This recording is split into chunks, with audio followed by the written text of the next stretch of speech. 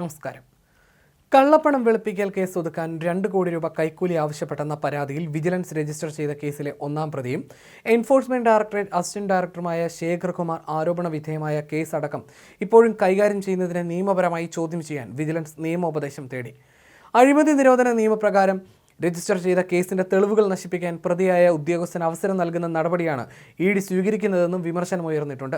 അതേസമയം കേസ് ഒതുക്കാൻ 25 ലക്ഷം രൂപ കൈക്കൂലി വാങ്ങിയ സംഭവത്തിൽ എൻഫോഴ്സ്മെന്റ് ഡയറക്ടറേറ്റ് ഉദ്യോഗസ്ഥനെ വിജിലൻസ് ചോദ്യം ചെയ്യും. ഇയാളുടെ പേര് അന്വേഷണ സംഘം പുറത്തുവിട്ടിട്ടില്ല. ആദ്യപടിയായി കേസ് രജിസ്റ്റർ ചെയ്യും. എറണാകുളത്തെ വ്യാപാരിയിൽ നിന്ന് കൈക്കൂലി വാങ്ങിയതിൽ വിജിലൻസ് ഡിജിറ്റൽ തെളിവുകൾ ശേഖരിച്ചിരുന്നു. വ്യാപാരിയും ഉദ്യോഗസ്ഥനും തമ്മിൽ കൂടിക്കാഴ്ച നടത്തിയ സ്ഥലത്തെയും പരിസരത്തെയും CCTV ദൃശ്യങ്ങളാണ് വിജിലൻസിന് ലഭിച്ചത്. ഇരുവരും ആശയവിനിമയം നടത്തിയതിന്റെ തെളിവുകളും ലഭിച്ചു. കൈക്കൂലി കേസിൽ 3 പേർ അറസ്റ്റിലായതിനു പിന്നാലെ വ്യാപാരിയുടെ മൊഴി വിജിലൻസ് 2 തവണ രേഖപ്പെടുത്തി. അന്വേഷണ റിപ്പോർട്ട് തിരുവനന്തപുരം വിജിലൻസ് ഡയറക്ടറേറ്റിന് കൈമാറി. വിജിലൻസ് ഡയറക്ടറേറ്റിന്റെ തീരുമാനമനുസരിച്ചാകും തുടർ നടപടികൾ. അതേസമയം വിജിലൻസ് അന്വേഷണവുമായി സഹകരിക്കേണ്ടെന്നാണ് ഇഡിയുടെ തീരുമാനം. കേന്ദ്ര ധനമന്ത്രാലയത്തിന്റെ നിർദ്ദേശം പരിഗണിച്ചാണിത്. തെളിവുകളൊന്നും ഇഡി കൈമാറില്ല. ഈ സാഹചര്യത്തിലാണ് കൈക്കൂലി കേസിൽ വിജിലൻസിന്റെ 2ാമത്തെ നോട്ടീസിനും ഇഡി മറുപടി നൽകാത്തത്.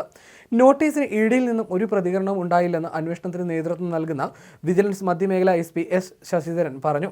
കശുവണ്ടി വ്യവസായിക്കെതിരെ എടുത്ത കേസ് അദ്ദേഹത്തിന് അയച്ച സമൻസ് തുടങ്ങിയ വിവരങ്ങളാണ് ഇഡിയിൽ നിന്നും വിജിലൻസ് സംഘം 2 തവണയും ആവശ്യപ്പെട്ടത്. എന്നാൽ പോലീസ് നിർദ്ദേശപ്രകാരമാണ് ഇഡി കേസെടുത്തത്. ഇതിന്റെ വിവരങ്ങൾ ഇഡിയോട് തന്നെ ചോദിക്കുന്നത് പരിഹാസ്യമാണെന്നായിരുന്നു ഇഡിയുടെ നിലപാട്.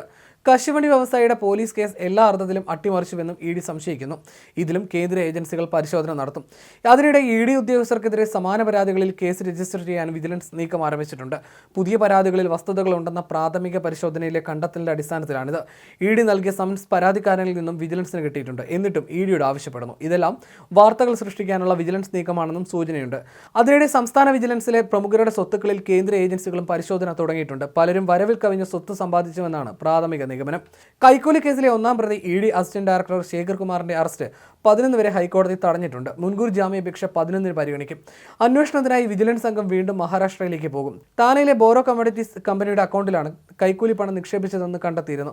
താനെയിൽ ഇങ്ങനൊരു കമ്പനി പ്രവർത്തിക്കുന്നില്ലെന്ന് വ്യക്തമായി. ഇക്കാര്യങ്ങളിൽ വ്യക്തത വരുത്താനാണ് വിജിലൻസ് നീക്കം. കൈക്കൂലി കേസിലെ രേഖകൾ ആവശ്യപ്പെട്ട് കൊച്ചിയിലെ ഇഡി ഓഫീസിൽ നേരിട്ടെത്തി വിജിലൻസ് ഉദ്യോഗസ്ഥർ ചർച്ചകൾ കൊഴുപ്പിച്ചിരുന്നു. കൊല്ലത്തെ കശുവണ്ടി വ്യവസായി അനീഷ് ബാബുവിനെതിരായ ഇഡി കേസുകളുടെ രേഖകളാണ് വിജിലൻസ് ആവശ്യപ്പെട്ടത്. അനീഷ് ബാബുവിന്റെ കേസുകളുമായി ബന്ധപ്പെട്ട് എന്തൊക്കെ അന്വേഷണങ്ങളും പ്രവർത്തനങ്ങളുമാണ് ഇഡി ഓഫീസിൽ നടന്നിരിക്കുന്നതെന്നാണ് വിജിലൻസ് അന്വേഷിക്കുന്നത്. ED assistant director Shekhar Kumar ഒന്നാം പ്രതിയായ കേസിൽ ഇയാളടക്കം 3 പേരായിരുന്നു അറസ്റ്റിലായത്.